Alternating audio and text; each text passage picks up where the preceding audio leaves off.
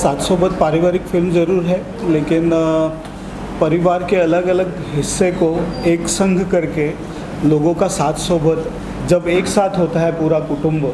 अभी हम सब एक दूसरे से एक साथ रह के भी बहुत सा दूर है इंटरनेट युग में, तो हम जब एक साथ आएंगे तो हमारा जीवन परिपूर्ण होगा और हमारा जो जीने का मकसद है, आनंद है, वो हम उसे पूरे तरह से महसूस कर सकेंगे। ये कहने की कोशिश है। ये क्या पृष्ठभूमि पे आधारित है, रमेश जी अगर जानना चाहें? ये कोंकण के पृष्ठभूमि पे आधारित फिल्म है और कोंकण में मैं हमेशा अक्सर जाता हूँ। अभी मैंने लास्ट 4-5 फिल्में कोंकण में की थी, तो मुझे ऐसे महसूस हुआ था कि कोंकण में जाते वक्त कि कोंकण में जो वाड़ी है, कोंकण में जो गांव है, उस गांव में मैक्सिमम लोग जो है वो बुज़ुर्ग लोग रह रहे हैं और बुज़ुर्ग लोग जो रह रहे हैं उनकी अपनी एक कहानी है। बाकी के जो 80% लोग हैं जो वहाँ नहीं रहते, वो पूरे मुंबई पूना के जगह रहते हैं। तो मुझे लगा कि इन जो सब्जेक्ट है, जो अकेले रह रहे हैं, जो अकेलापन है केवल इनका नहीं है, तो वो अकेलापन इंटरनेट युग में हम भागने वाले सब लोगों का है। तो ये अकेलापन अगर हमको हमारे लाइफ से दूर करना होगा तो हमको हमारे कुटुंब पे, हमारे बुज़ुर्गों पे ध्यान देना ज़रूरी है। तो मुझे वहाँ से एक कहानी सूझी और जब मैंने ये कहानी लिखनी शुरू की तो मुझे ऐसे लगा कि अगर ये दो अलग अलग छोर है, एक तो पूरा शहर का भागदौड़ वाली ज़िंदगी और दूसरी गांव की शांत ज़िंदगी, तो जब एक शहर वाला भागदौड़ वाला डॉक्टर एक इंटर्नशिप करने कोंकण में आता है, शांत जगह आता है, तो उसका जो चेंज ओवर है, उसका जो कुटुंब के प्रति अपना एहसास है, वो कैसे बदलता जाता है और एक आदमी एक परिपूर्ण होने का जो प्रवास है वो साथ सोबत है, उसको उस परिपूर्णता का आनंद मिलता है इस फिल्म में, इस कैरेक्टर को। रमेश जी, कलाकारों की बात करें रमेश जी, तो कौन से कलाकार हैं इसमें? मोहन जोशी है। मोहन जोशी आपको अलग ढंग में नज़र आएंगे। Normally very strict and soft role है इसमें उनका, और उसमें नज़र आएंगे। राजदत्त सर है। राजदत्त सर एक लेजेंडरी डायरेक्टर है मराठी फिल्म के, लेकिन जब मैंने उनको ये कहानी सुनाई तो उनको बहुत अच्छी लगी और मेरे साथ इससे पहले भी वो काफ़ी फिल्म कर चुके हैं। 2 फिल्म इससे पहले उन्होंने की है मेरे साथ, तो उनको बहुत अच्छा लगा ये फिल्म में इस कैरेक्टर में काम करते वक्त। और संग्राम, जो मैं चाहता था कि एक ऐसा कैरेक्टर हो कि जो अपने शहर में पला बड़ा हो, उसका फ्रस्ट्रेशन दिखा पाए, तो वो शहर में बड़ा हुआ संग्राम है, उसने प्रूव किया है, तो उसको लिया। और नया जो कैरेक्टर है, नया फेस है, मैं चाहता था कि इसमें नया फेस हो। तो ये जो मृणाल है, ये मृणाल मेरे पहले फिल्म में चाइल्ड आर्टिस्ट का काम किया है 2004 में, उसके लिए स्टेट अवार्ड भी मिला था। अभी जस्ट उसने उसका BMM कंप्लीट करके वो जस्ट US के एक फर्म में काम भी कर रही थी और स्ट्रगल भी कर रही थी एक्टिंग के क्षेत्र में। तो उसका ऑडिशन लेने के बाद पता लगा कि इट्स गुड, ये मेरे फिल्म को जस्टिफाई करेगी। और सबसे इम्पोर्टेंट, अनिल गौस का एक महत्वपूर्ण किरदार है इस फिल्म में। वो एक कैरेक्टर के, इस फिल्म के एक नरेटर है। उस नैरेटर के पॉइंट ऑफ व्यू से एक अच्छा मंजा हुआ आर्टिस्ट मुझे चाहिए था, वो अनिल गवस के रूप में मैंने सिलेक्ट किया। रमेश जी, ये भी जानना चाहेंगे कि क्या ऐसा लगता है आपको कि हाँ नहीं मैसेज फिल्म के माध्यम से मैसेज भी देने का प्रयास किया है आपने, जो दो पीढ़ी को दर्शाने का, तो कैसे इस जहन में आया और क्या विस्तार से दर्शकों को बताएं क्या है ये दो पीढ़ी को जोड़ने का जो पुल का काम किया है आपने, कैसे जहन में आया और क्या है? मैं अभी मतलब पैरेलली जब मैं कोकण में घूम रहा हूँ तो पता लगता है कि वहाँ बुज़ुर्गों की संख्या बहुत बड़ी है, बाकी के लोग तो यहाँ हैं। और मुंबई में हम जब सब लोग भाग दौड़ की ज़िंदगी जी रहे हैं, इस भाग दौड़ की ज़िंदगी में हम बहुत सारे लोग अपने माँ बाप से अलग रह रहे हैं, बहुत सारे लोग माँ बाप के साथ रह रहे हैं, लेकिन पूरा इंटरनेट का युग है। ये इंटरनेट के युग में हम एक ही घर में रह के भी बहुत सारे दूर है मन से दूर है। तो इस फिल्म में उस मन को जोड़ने की कोशिश हम कर रहे हैं। इस फिल्म में हमारे जो किरदार है, उस किरदार इस प्रतिनिधित्व कर रहे हैं, इस कैरेक्टर मतलब इस सोसाइटी का प्रतिनिधित्व कर रहे हैं, जो मुंबई में जो शहर में रह रहे हैं उस सोसाइटी का प्रतिनिधित्व कर रहे हैं। और दूसरे जो है हमारे शांत, तो अनिल जी और राजदत्त जी और मोहन जी वो शांत शहर में रहने का प्रयास कर रहे हैं, प्रतिनिधित्व कर रहे हैं। तो मेरा ऐसा था कि मुझे ये कहानी एकदम ब्यूटीफुल, क्योंकि लोगों को एंटरटेन करना चाहिए। फिल्म कहते हुए कहानी मैंने बहुत सीधे सिंपल वे से कही है, कि कहीं भी हमने टेक्नोलॉजी को हमारे ऊपर हावी ना होने दिया है। एकदम रॉ तरीके से हमने शूट करने की फिल्म को कोशिश की है। इस कोशिश जो गांव का साधेपन है, गांव की जो सादगी है, वो सादगी आपके मेकिंग में होनी चाहिए, सादगी स्टोरी टेलिंग में होनी चाहिए। ये हमने कोशिश की है कि हमारे किरदार है, हमारे जो सेट्स है, हमारे जो उसमें कहीं भी दिखावापन न हो, उसमें ओरिजिनल लगे, उसमें वो सादगी रहे जो गांव में अक्सर हमें दिखती है। तो उस तरीके से हमने इस कहानी को साथ सोबत को प्रेजेंट करने की कोशिश की।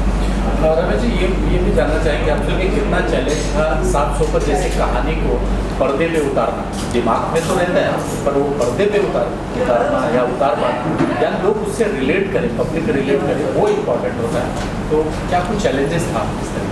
काफ़ी सारे चैलेंजेस थे, लेकिन बेसिकली कि अलग अलग तरह के चैलेंजेस होते हैं कि जब लिखते हैं उसके बाद प्रोड्यूसर ढूंढने से लेके फिर प्रोड्यूसर को कन्विंस करने से लेके। लेकिन मेरे प्रोड्यूसर धनजी मारू बहुत सेंसिबल थे। उन्होंने, मैंने 2 कहानियाँ सुनाई थी, उन्होंने बोला ये स्टोरी लिखनी है। जब हमारे साथ के लोग हमारे सिनेमा से रिलेट करने लगते हैं तो हमें उत्साह मिलता है, हम और एक्साइटेड हो जाते हैं। तो प्रोड्यूसर का बैकबोन आने के बाद हमने कहानी पर रिसर्च करना शुरू किया। हमने बहुत सारे जगह वर्कआउट किए कि क्या क्या एक्चुअल हम कर सकते हैं इस कहानी को एक्चुअल रीति से लाने के लिए। तो संघर्ष में पहले तो कैरेक्टराइजेशन, और मुझे बहुत सारे लोग चाहिए थे जो गाँव के लगे, वो गाँव के जो एक्टर नहीं है, नॉन एक्टर है, जो वहाँ के नमन में काम करते हैं, जो वहाँ के रूटीन पारंपरिक लोक कला में काम करते हैं। तो हमने सोचा इनके साथ हमने काम करना चाहिए। तो और बेसिक प्रॉब्लम ऐसा था कि हम जो गांव में शूट किया है, मैंने जिस गांव में शूट किया है दहीवली में, तो उस गांव में तो घरें तो 120 है, लेकिन उस घर में, उस पूरे वाड़ी में सिर्फ 3 विराट रहते हैं। मतलब टोटल मिलके 12 लोग रह रहे थे। बाकी के तो लोग क्या बोलते हैं, हमको मुंबई में रहते थे, वो होली और गणपति में सिर्फ अपने गांव में आते हैं, अपने घर में आते हैं। तो मेन चैलेंज था शूट करते लोग कहाँ से लाएं। अगर एटमॉस्फेयर क्रिएट करना है, गांव क्रिएट करना है, तो हमको लोग लाने पड़ेंगे। तो फिर हमने बाजू के गांव से ढूंढना शुरू कर दिया। फिर हमारे जो मैंने डॉक्यूमेंट्री की थी, जो हमारे वहाँ के दोस्त हैं डॉक्टर भगवान नारकर, जिनसे इस फिल्म की प्रेरणा मिली है, तो वो हमको वहाँ मिले। तो हम क्या करते थे, शूटिंग से 2 घंटे पहले जाके 2-3 बसेस हमने बुक कर रखी थी कि तो वहाँ के कैरेक्टर हम यहाँ बुलाते थे, उनको लेके आते थे। अभी नॉन एक्टर्स है तो फिर नॉन एक्टर्स के साथ काम करते, उनसे काम हमको जो चाहिए वो दिनार में बहुत, कभी कभी कोई रहता था, कोई चला जाता था अपने। और बेसिकली कोकण में जिस टाइम हमने शूट किया तो वो काम था पूरा खेती का काम था, तो वो वहाँ से लोगों को लेके आना, शूट करना is very difficult job. Ramesh ji, चलिए फिर फाइनली आपसे ये भी जानना चाहेंगे कि रिलीज़ हो रही है फिल्म, लोग देखें इस फिल्म को, क्यों देखें, क्या वजह है, क्यों पार्ट बने इस फिल्म का, कुछ अपील करना चाहेंगे लोगों से? अब देखिए, मुझे मतलब सात सोबत ये फिल्म हर लोगों ने देखनी चाहिए, हर मराठी लोगों ने जाकर थिएटर में ये फिल्म देखनी चाहिए। इसलिए देखनी चाहिए कि आप तो एंटरटेन तो ज़रूर होंगे, लेकिन एंटरटेन के साथ आप एक अंतर्मुख होकर घर इस फिल्म को लेके जाएंगे। इस फिल्म को इसलिए घर लेके जाएंगे कि हम में से हर कोई किसी का बाप है, किसी का बेटा है, और वो सारी जी चीज़ें हैं फिल्म में दिखाई गई, वो हम अपने साथ इस फिल्म को लेके हमारे घर तक ले जाएंगे। और मैं ज़रूर प्रेक्षकों से चाहता हूँ कि आप पूरे परिवार को लेके ये फिल्म देखें, आपको ज़रूर आनंद मिलेगा और आपको सीख मिले ना मिले, लेकिन आपको एक आनंद और आप अपने आप को एक महसूस करोगे, एक एहसास होगा। Thank you so much. Okay, thank you. आपका परिचय जानना चाहेंगे और इस फिल्म से कैसे जुड़े, क्या कुछ कहना चाहेंगे? फिल्म सात सुबह ट्रेलर लॉन्च हो रही है, कितनी खुशी हो रही है, क्या कुछ कहेंगे? हिंदी में चाहिए। हाँ, धन्यवाद। मेरा नाम है अनिल गवस और मैं एक अभिनेता के तौर पे एक 40 साल तक इस इंडस्ट्री में काम कर रहा हूँ। मराठी थिएटर करते करते मैंने मराठी दूरदर्शन पे बहुत ढेर सारी मालिकाएं की है। इसी के साथ हिंदी में भी चाचा चौधरी से लेके बाप बहू बेटी वगैरह जुना से लेके क्राइम पेट्रोल वगैरह से लेके हिंदी में एक मेरी काहे दिया परदेस करके एक परदेस में मिला कोई अपना, ये नाम की एक सीरियल भी मेरी आई है हिंदी में। तो हिंदी मलाल फिल्म की है, मैक्सिमम की है, आगे से राइट फिल्म की है। हिंदी फिल्म्स, मराठी फिल्म्स, मालिकाएं और ज़्यादा करके थिएटर्स मराठी में किया हूँ। तो एक कलाकार के तौर पर मेरा ये इंट्रोडक्शन है। रही बात इस सात सोबत फिल्म के बारे में, तो सात सोबत इस नाम में ही किसी के साथ होना ज़रूरी है, किसी की तुम्हें सोबत होना ज़रूरी है। तो ये कहानी है ये कोकण में जो आज फैमिलीज़ रह रही हैं। अगर आप देखेंगे तो जब फेस्टिवल्स होते हैं तब पूरा भर जाता है माहौल गांव का, खेड़ों का, लेकिन जब वो ख़त्म होता है तो पूरा उजाड़ हो जाता है और वहाँ पे सिर्फ बूढ़े लोग आपको दिखाई देते हैं, जो बेचारे अपनी ज़मीन, अपना घर, अपना जो पीढ़ों से आया हुआ जो मिला हुआ है अपना, वो संभालते हैं। अब वो संभालते वक्त उनकी फैमिली जो है वो इतनी दूर है कि अगर कुछ उनको हो गया तो उनको मिलने के लिए भी विदिन पीरियड में नहीं आ सकती, इतने दूर चले गए हैं। अब उनको किसी की साथ की ज़रूरत है, सोबत की ज़रूरत है। गांव में आज भी हमारी अनेक सुविधाएं है ही नहीं, मतलब आरोग्य सेवाएं वहाँ पे पहुँची नहीं है, डॉक्टरों की कमी है, हॉस्पिटलों की कमी है,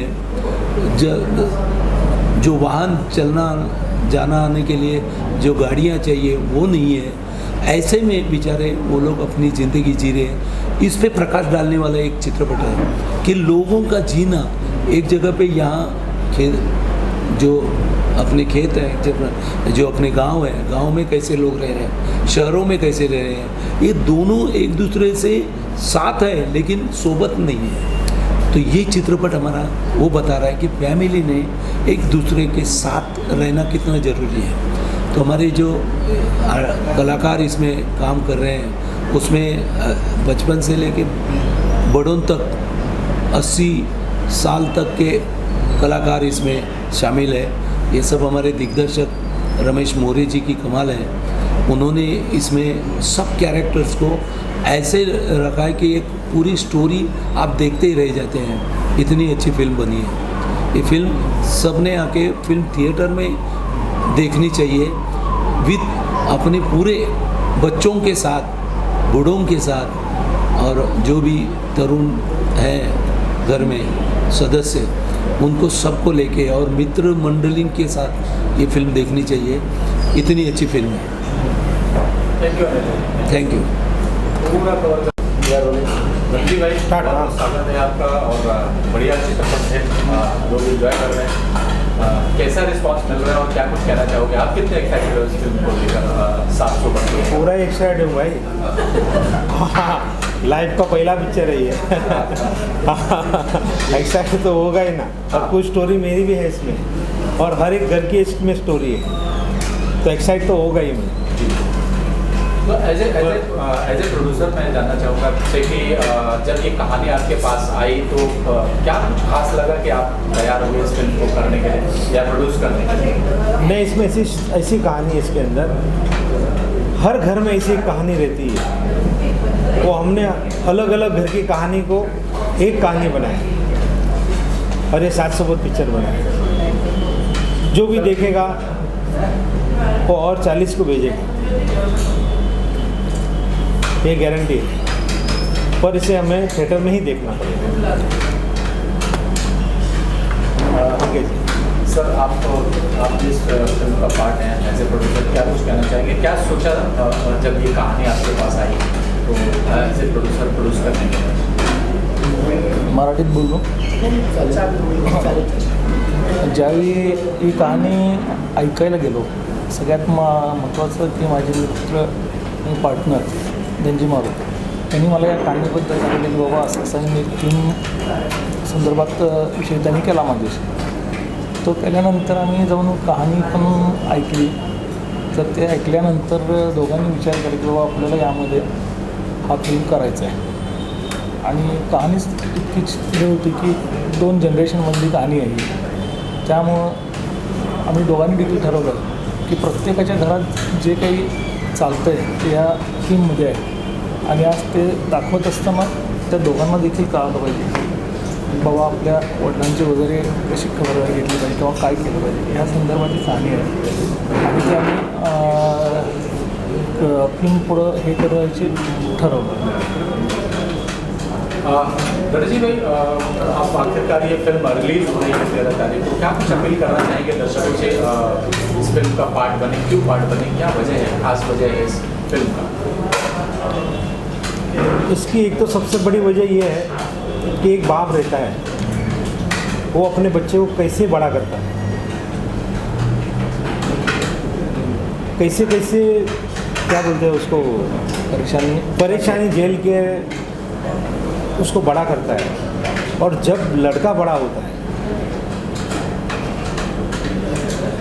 और वो जब इस परेशानी में आता है तो क्या झेलना पड़ता है, कैसे जीवन बाप को बिताना पड़ता है, तो ये स्टोरी है इसकी. आपको क्या झेलना पड़ा है एज प्रोड्यूसर ये फिल्म बनाते हुए? क्या क्या मैंने तो खाली खुशी ही झेला है पिक्चर बनाते क्योंकि मुझे तो इतनी खुशी हुई ना पिक्चर बनाते बनाते कि पब्लिक को ये अच्छी लगेगी और लगेगी. कितने थिएटर में रिलीज हो रही है कुछ? ऐसा तो अंदाजा हमारा एक 150-200 के आसपास है ही. सारे मराठी सब साथी हो रहा है. हाँ. महाराष्ट्र में. चलिए thank you so much. Yes, साथ सोबत एक फिल्म है और इसके निर्माता है मारू जी, उसके बाद इसके प्रेजेंटर है प्रसन्न वैद्य और डायरेक्टर हैं रमेश मोरे जी. आजकल जैसा आपको मालूम ही है कि लोग बोलते हैं कि थिएटर में आजकल पब्लिक नहीं आती, लेकिन ये भी बात उतनी ही सच है कि अगर कंटेंट अच्छा है तो पब्लिक आती है. माने आप अगर देखेंगे तो दृश्यम को बहुत अच्छा रिस्पांस मिला, जबकि सर्कस जिसमें कि रोहित शेट्टी था, रणवीर सिंह थे, सब बड़े बड़े स्टार होकर भी पब्लिक नहीं आई. तो इससे ये एक बार वापस सिद्ध हो गई है कि स्टार या डायरेक्टर फिल्म को एक लेवल तक ला सकता है. बाकी कंटेंट है उसी के द्वारा आप पब्लिक को थिएटर में खींच सकते हैं.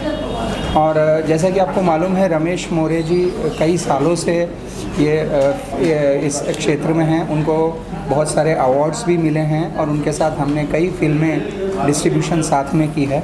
वो बहुत ही एक सेंसिटिव और बहुत ही सिंसियर डायरेक्टर हैं. मैं कहूँगा कि वो इस तरह के डायरेक्टर हैं कि वो न सिर्फ इसका कमर्शियल एंगल जानते हैं, बल्कि जो इसमें मैसेज होना चाहिए या जो सोशल होना चाहिए वो भी उनके पास बहुत अच्छा सेंस है. ये सात सोबत भी ऐसी एक स्टोरी है जिसमें ये बताया गया है कि कैसे गाँवों से लोग शहर की ओर जा रहे हैं और वहाँ रहने वाले जो फैमिलीज़ हैं वो जो फेस कर रहे हैं। तो उसके इसमें ऐसा नहीं है कि गांव में आपको वो सुविधा नहीं है या गांव में रह के आदमी अच्छी ज़िंदगी नहीं जी सकता। तो इस तरह की ये फ़िल्म है, ये 13 जनवरी को आ रही है और इसको हम बहुत बड़े पैमाने पर नहीं पर 100-150 थिएटर में लगाने का सोच रहे हैं और थिएटर से बहुत अच्छा रिस्पांस है। जब हमने उसका पोस्टर वगैरह शेयर किया तो लोगों को एकदम फैमिली फिल्म जैसा फील है। अभी इसका ट्रेलर भी आ गया है, वो भी बहुत अच्छा है। तो मुझे लग रहा है कि अभी वो वापस दौर आ रहा है जब फैमिली फिल्म और कंटेंट फिल्म के लिए पब्लिक वापस देखने आएगी। Thank you sir. Thank you.